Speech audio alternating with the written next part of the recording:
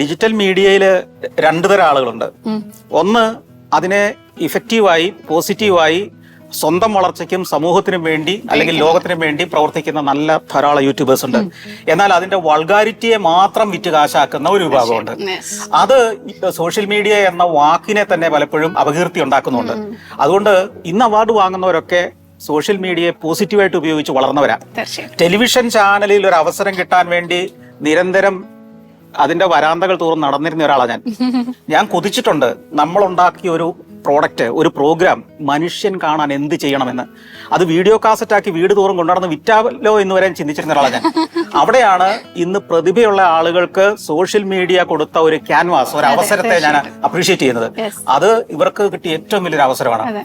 അതിലൂടെ വളരുക. ആയിരക്കണക്കിന് 10,000-കണക്കിന് ചെറുപ്പക്കാർക്ക് ധൈര്യപൂർവ്വം അവരുടെ ആശയങ്ങളുമായിട്ട് മുന്നോട്ട് പോകാൻ സോഷ്യൽ മീഡിയ അവസരം കൊടുത്തു. അതൊരു ചെറിയ കാര്യമല്ല, അതൊരു വലിയ കാര്യം തന്നെയാണ്.